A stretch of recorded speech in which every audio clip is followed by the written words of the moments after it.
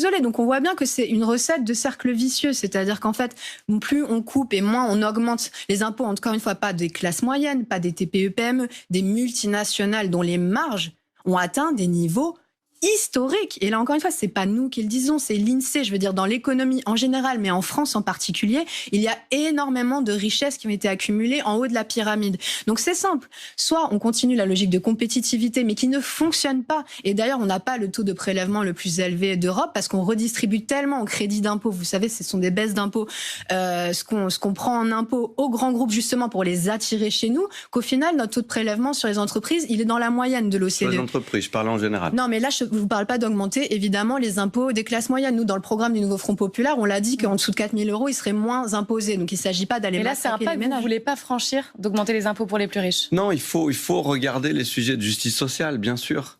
Mais il ne faut pas toucher, je pense, à l'équation économique qui est favorable à la création de richesse dans notre pays. Parce que la création de richesse, c'est pas quelque chose d'abstrait. C'est des millions d'emplois supplémentaires pour des gens qui cherchent de l'emploi. C'est des salaires qui augmentent. C'est un pouvoir d'achat qui augmente.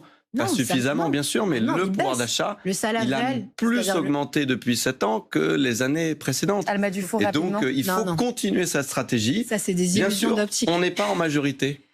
Vous n'êtes pas en majorité non plus, personne n'est majoritaire. Donc tout le monde devra faire des compromis. Vous êtes, on va dire, plus minoritaire que nous, si vous préférez. Sur des compromis sur la politique qui devrait être menée dans notre pays. C'est ça qui est important, c'est qu'on travaille ensemble. Non, c'est que la force arrivée en tête soit nommée au gouvernement et après on discute à l'Assemblée nationale. C'est comme ça. Et on n'en est pas là pour l'instant, en tout cas.